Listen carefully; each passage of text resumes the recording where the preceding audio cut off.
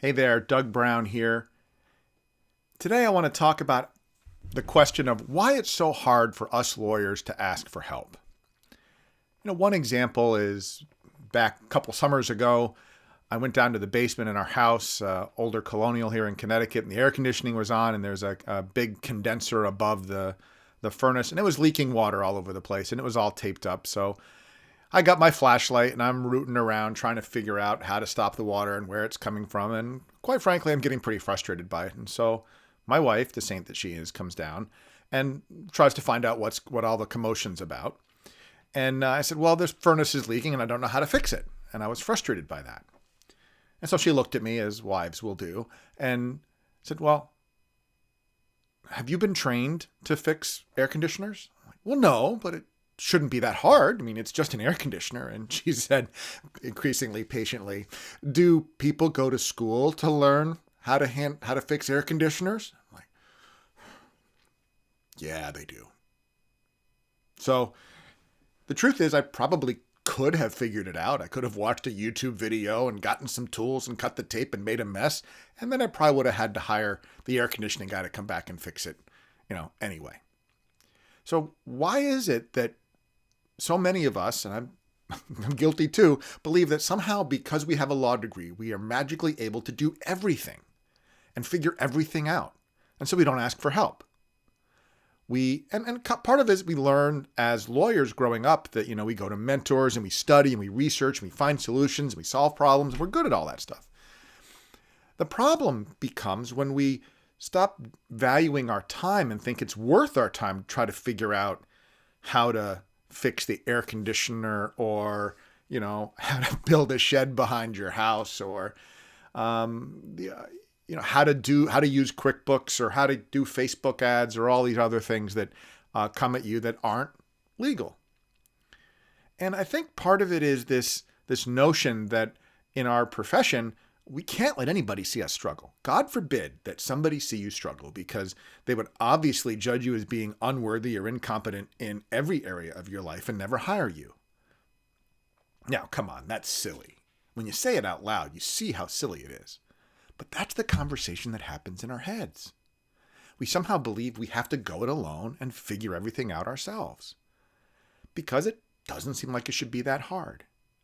And I see this all the time. And it's not just with things that are clearly outside of our wheelhouse, like how to fix an air conditioner.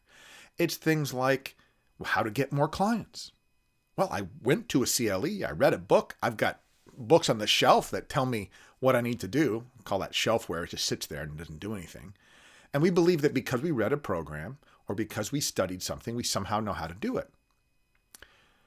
And that's silly too. I mean, would you let your kid watch a YouTube video and read a book about how to drive a car and then put him in a car and let him drive away? No, of course not. But somehow we believe that because we're so smart and we know how to learn, that we can somehow read a book or take a course and without any support or reinforcement, go figure it out. And then we get pissed at ourselves when it doesn't work. Now, this might be the voice in your head. I know it's kind of voice in my head. And then when you say it out loud, you realize just how silly that is. The truth is, I spent time as a professional educator for 6 years, designing and teaching programs for adult learners at the Malcolm Palger School of Business. And I taught innovation and entrepreneurship, and among other things, in leadership. And what I know about how adults learn is, we need the information. We need the facts. We need to watch the video, read the book, take the course, learn the process. But that's acquiring knowledge. That's not putting it into action. Action requires you take that knowledge and you give it a try and you mess it up and you try again and you mess it up and you go back and learn and you keep going. And that's the problem that I see with so many lawyers who try to do marketing for themselves, or frankly, try to do time management for themselves. You're so close to what you're doing and you have the knowledge of what to do, but you haven't had the support to implement it and train it, just like you did when you sat white-knuckled in the car next to your kid as they were learning to drive, hoping the telephone poles didn't jump out of the side of the road and crash into your car. So we have a problem asking for help. This is just one example of asking for help.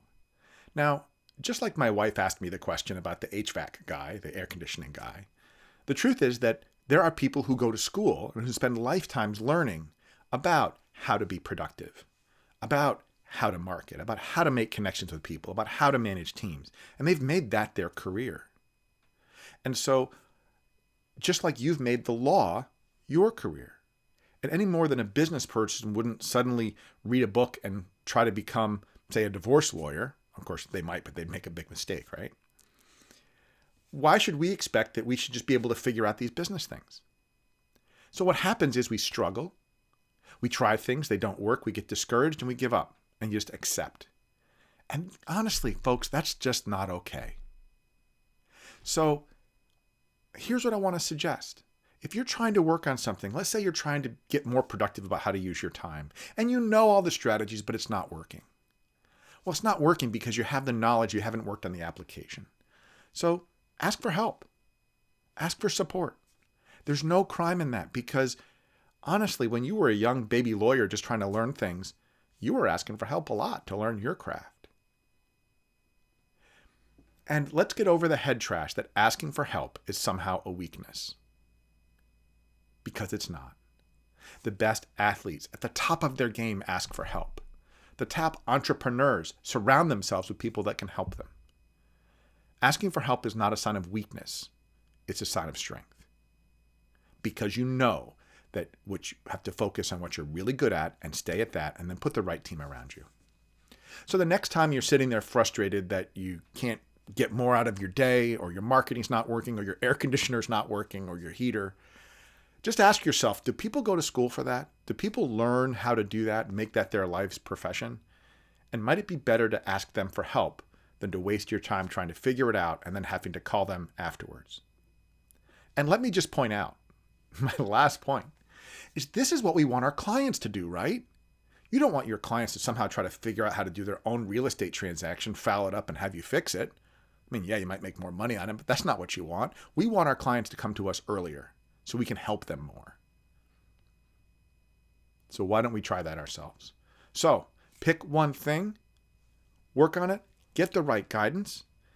And I would love to know what's one thing that you're looking for guidance on. Is it marketing? Is it time management? Is it managing people? And leave a comment below and let me know. Ask your question or share a tip. Let's have a conversation because this is too important to go it alone. And let's get over the stigma about asking for help. So I'm asking for your help. Tell me, what is it that I can help you with? That's it for today. Bye.